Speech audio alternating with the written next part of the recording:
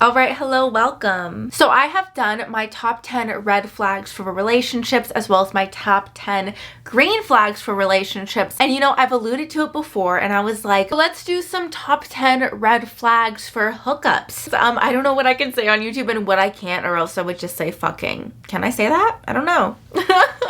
So I should mention my name is Shaina. I'm an astrologer and I'm a tarot reader. And if you would like a birth chart reading from me, I sell birth chart readings. I promise I'm a lot different in my readings than I am in especially these like little kitschy astrology videos, which speaking of, if this offends you, I don't care. That's fine. You can block me. You don't take this so seriously, and it's just goofy. This is my bias. This is my personal opinion. You can tell me your like sexual astrology red flags down below. I would love to know, because they definitely be way different than mine, because everybody's sexual preference is different, duh. Oh yeah, I also have a astrology TikTok and a personal Instagram, but let's get into the video. So this is in no particular order. Yes, these ones do hold different weights, but like I like categorize them like that. Okay, so the first one that I'm mentioning, I have to mention first, because if you have been around on my old Partridge Astrology channel, if you've been around on my TikTok, you will know what this first one already is. If you know me in real life, you will know what this first one already is. And you know what? You're tired of hearing it, and I understand, so I'm getting it out of the way. Number one astrology red flag is Virgo Mars. Like, I really don't want to see it. So I call Virgo Marses prudes all the time, because you are prudes. And then I will get in the comments like, I'm not a prude, I'm a Virgo Mars and I'm such a whore. And I'm like, there's a difference. I feel like whore is like the amount of people you sleep with, whereas like prude is what you'll do in the bedroom, right? And Virgo Mars are prudes. They're very specific about what they will do in the bedroom. And sometimes they really can fuck anybody for any reason, for money, for this or for that, for whatever. I don't know. I don't care. I don't need to get into it. That's your personal life. But they're like so picky and so specific about what they're comfortable with and what they're grossed out by. They have so many rules. They're so judgy, and I just really don't want to deal with it. I find them really, honestly, okay, if I'm being flat out honest, I find them really uncomfortable in the bedroom. Like sometimes I find them like almost like like stressing out and like breathing too much, or just like very uncomfortable and stiff, or just like dead. And so I just really want nothing to do with Virgo Mars, okay? So whatever. Let's move on to the next one. So my second one, I definitely think I alluded to in one of my other videos, but I have to bring it up here because it is such a red flag, and that is moon opposite or square Mars. Moon conjunct Mars is different. But with this aspect, especially, I have to bring up in synastry. Like I will probably, honestly, I know this isn't a synastry video, but I will pay attention even more to this aspect in synastry than natally. But no matter what, if you see this aspect at all, just in general, composite, whatever it might be, and your only goal is to like fuck that person, that's like your only one goal, it will be a little bit thwarted with this aspect no matter where it shows up, especially if it shows up with synastry. If I'm being like, I don't know how like blatant I can be about things. So let's say Mars opposite or square moon shows up in synastry or in a composite chart with somebody that you're like wanting to hook up with, things won't fit right. Like there just will be some sort of like off balance of like everything working cohesively, which is like a very important part of like intimacy, a very important part of fucking. You know, to me, if I see moon opposite or square Mars in synastry or composite, it's like the Goldilocks thing where that porridge just isn't right for you. It's not that there's anything wrong with that porridge, it's just not for you. You know, it might be too cold for you, but it's the right temperature for the other person. And if it's within somebody natally, they can just be a little bit uncomfortable with themselves sexually. They can be a little bit insecure. They can be a little bit hard to like feel comfortable with themselves naked, or sometimes what it can be is that what they want sexually does not align with who they think they are. These two things are off and they don't know what to do about it, because a lot of times our sexual gratifications take hold and like go far with the whole thing, and our moon is kind of left in the dust, and then it's left to feel uncomfortable. I want to do like a whole video honestly about moon square, moon opposite Mars, or moon trine. I don't know. I think about this combination of moon Mars aspects so much because I think they're so imperative, honestly, especially in relationships. And so there's just something that's not matching up sexually.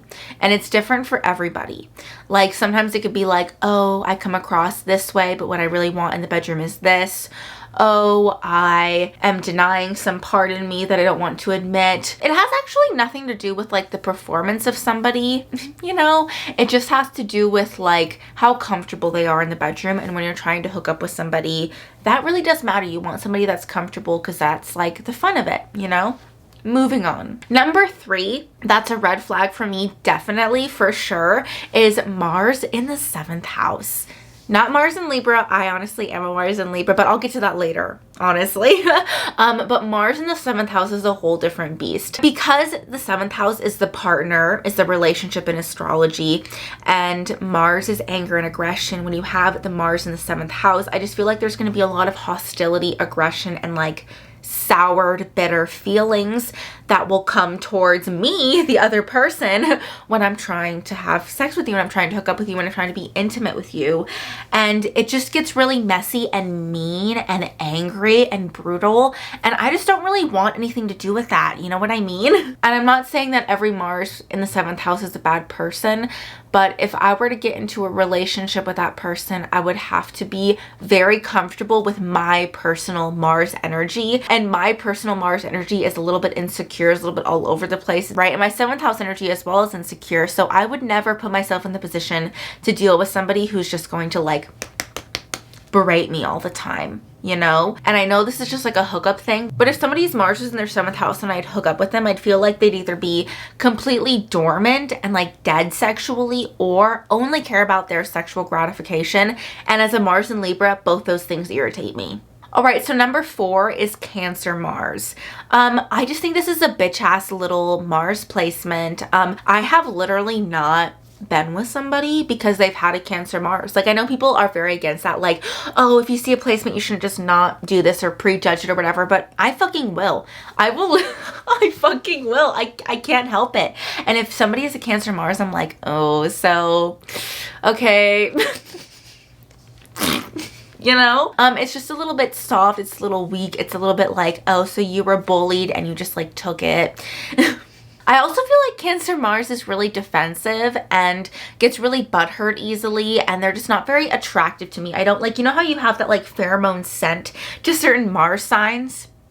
I do not have that pheromone scent to Cancer Mars. Male, female, whatever your gender is, I feel like this placement makes you lie a little bit dormant, and I like somebody very awake, very all over the place, very experimental, which you'll find in my green flags video what I'm looking for, which may be very different to you.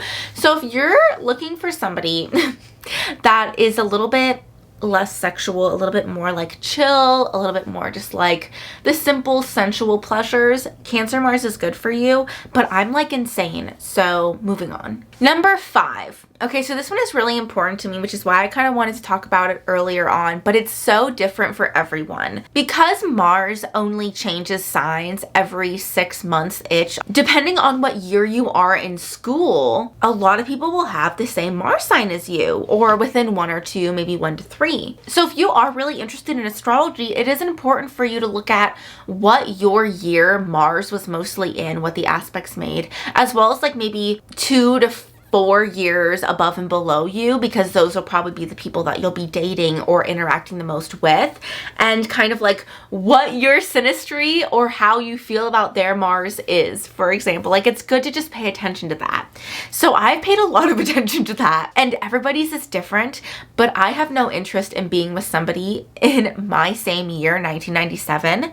I will call us out. There's a lot of weird stuff going on with our Mars. There's a lot of weird stuff going on with 96 Scorpios and Libras. There's a weird like Leo Mars going on, and also a really weird Virgo Mars going on that I don't want to deal with. It's just complicated, and I'm complicated enough in myself. I don't need somebody else also dealing with the same weird Mars opposite Saturn thing that I have, or Virgo Mars thing that I don't want, or weird like hypersexuality that the Scorpios and Libras have. And the other Mars that I'm going to call out a little bit that I know will understand is 1999 Mars, especially in the middle of the year. There's just so many bad aspects going on. It's like in the middle of a T-square always, and it's just like dying. So even though it is mostly in Scorpio or even in Sagittarius, there's a lot of weird stuff going on. I have a lot of sympathy for you guys, but it's a lot to unpack on the other side of like a hookup, you know? So look around your year, your Mars, what's compatible with you and all that sort of stuff. Like, I know what I'm compatible with, which I'll talk about in the green flags for me. But yeah. So pay attention to that. So number 6 is a little bit of a different one. But in my head, I'm like, okay, if we're talking pure sex, pure hookup, pure, you know, fucking for the fuck of it, what placement would I not want to see? Is Venus in the 8th house. And this has nothing to do with performance. This has nothing to do with compatibility. This purely has to do with the fact that somebody with Venus in the 8th house gets so connected to their crushes, gets so connected to the people that they're infatuated with, that if you're just trying to do a little one and done or a little hit it and quit it, yeah, somebody with Venus in the 8th house, this is never going to happen with that. There's going to be always more of a story there. And if somebody with Venus in the 8th house gets intimate with you, it's like a big deal, and I would take that very seriously. And so I wouldn't just get entangled with that, just kind of like, ooh, whoopsie doopsie. And also, they're kind of crazy. I would just have to think long and hard before I got involved with all of that. I mean, they can be really like alluring and really like, oh, intimate, and like in a long-term relationship, this would definitely not be a red flag. This would be probably more of a green flag. Like, oh, there's a lot to get into there. But even in a relationship situation, there can be a lot of toxicity and a lot of like past shit. Like if you're not that person's first relationship or first partner, then you're nothing to them almost. And they're always gonna have that like first thing with them. And so it's a lot to get involved with. So yeah, it's a red flag. It's a red flag. It is. Speaking on similar terms is Mars square, opposite, and even conjunct Pluto. So I will talk about what I think the perfect combination of Scorpionic, Plutonic Mars sexuality is in my green flags video, but the wrong kind, I think personally, is definitely this combination of aspects in some way. There will just be a lot of power struggles. There will be a lot of jealousy. There will be a lot of like, okay, straight up, I'm scared of this aspect. I am scared of somebody with this aspect. I do not trust them. I really think that somebody might get physical with me with this aspect. Will be very toxic. Like, it will just be all that kind of like scorpionic like intensity that, oh, it's like not even hot anymore to do these like scorpionic hot things to this person because they're making it like crazy and weird and like loaded. It's like really loaded. This is a hard aspect. I could, again, do a whole video on this aspect. There's a lot of trauma and a lot of hard shit that comes from a childhood with this aspect. And I feel bad saying it, but like hooking up with this aspect is not like a simple ha ha hee hee lighthearted moment for the most part. So yeah, I'd be cautious about this one, and I honestly would be cautious about this one and getting in a relationship at all with this, because I know that, oh, this is somebody that would honestly threaten to unalive themselves, threaten to unalive you, try to unalive you, try to unalive themselves. Like, they can be the height of hysterical. Like, this is the height of hysterics, this aspect. So yeah, I would be cautious with this one. Mars opposite, square, or even conjunct Pluto, honestly. They can be really alluring though. Number 8. So I've alluded to this one before, but a little bit of a lighter, like maybe light pink rosé kind of flag is somebody with the same Mars sign as you. I personally have no interest in somebody with the same Mars sign as me. Not because I think they're this or that or bad or whatever, but it's just like, with Mars, you want a little bit of friction. You want a little bit of difference. You want a little bit of like, you know, when you're hooking up with somebody, you want them to push your boundaries a little bit. You don't want somebody that's the exact same flavor of you. You want somebody that's kind of doing the opposite, you know? Duh. So if you go with somebody with the same Mars sign as you, which many times people within the same year of us have the same Mars sign, so it makes sense that we go usually 2 years above or below us, you know, traditionally, because that is a sextile, which is really nice. That's like super duper nice because it's like harmonious, because it's like complementary, but it's not too complementary that it's just like boring. There's a little bit of struggle there. So within the same Mars sign, there's just not much struggle. And so it's not like it's the worst thing ever, but it can just be a little bit boring. It can just be a little bit bland, a little bit repetitive, a little bit like, oh, I was gonna get on top. Oh, you're gonna get on top. Or I was gonna get on bottom, you're gonna get on bottom. Or like, oh, I was gonna be the leader. You thought you were gonna be the leader? No. Or you know what I mean? It's like two submissives, two dominants. Like it doesn't really work out too well that way. So you want a little bit of something different but complementary. Not because it's like bad, but just because it might not be the most satisfying experience. Number 9, again, it's a little bit of a funny one, a little bit more of a pink rosé flag than a red flag. I think these people are fine. I'm not like scared of them like Mars, Pluto. But it's Mars square Uranus, and maybe even opposite, but I've dealt more with Mars square Uranus. This one can just be a little bit funny. This one's a little bit like, you know that TikTok where it's like, I'm alive, I'm dead, I love you, I hate you, I'm dead again. Like, it can be like that a little bit in the bedroom. You know, all over the place, where it's like they're really into it 1 second and then it's like they flip off and then they're over it, and it's just a little bit odd. I have Mars trine Uranus, so the timing works out a little bit better to be like weird and spontaneous, but with Mars square Uranus, it's like they want to be spontaneous and then they don't, and then they do and then they don't. They're into it and then they're not, and it's a little bit all over the place, a little bit chaotic, and it can make it hard for anybody to be fulfilled. You know, I mean, okay, I'm saying these like stupid things, but like it's hard to make either of you guys come with this aspect because it just stops randomly. It doesn't finish. It just like gets over it. And it's really odd. The timing's really weird, and they're just really hard to read as well. Like they won't make it obvious if they want to hook up with you at all. And they'll be like, oh, I'm so easy to read, duh. But they won't be easy to read because Mars and Uranus are both cold, calculated energies. And it can just be a little bit off-putting. It can be a little bit just kind of like clunky to hook up with this aspect. Number 10 is more of like, again, one of those things to like look out for. So like, let's say you see somebody and you're like, oh, they're giving off this vibe completely and totally. And you, for some reason, because you're crazy like me, you have their birth chart and you're wondering if you want to hook up with them, which is something I would do. And you're like, oh, they're giving me a total like good vibe, like we're syncing, we're totally syncing.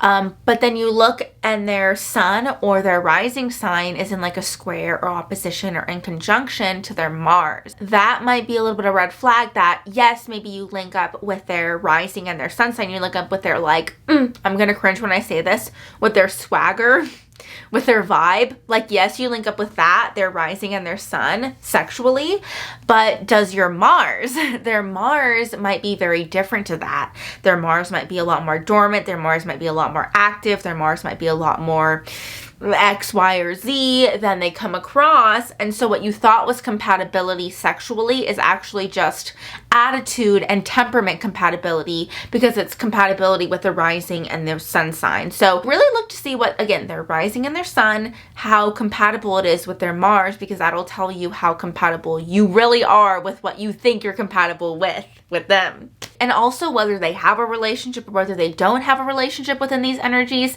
can tell a lot about how sexual a person is. So if you're like, honestly, if you're a hypersexual person and this person has sun conjunct Mars, ascendant conjunct Mars, something like that, you know, trine or whatever, then they're also a highly sexual person and there'll be compatibility there.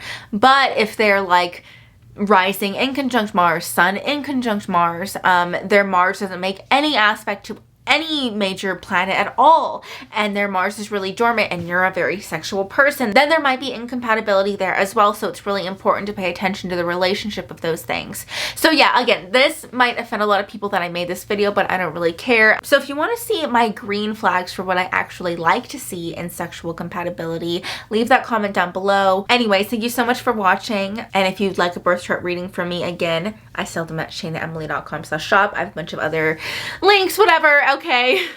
Thanks for watching. Bye.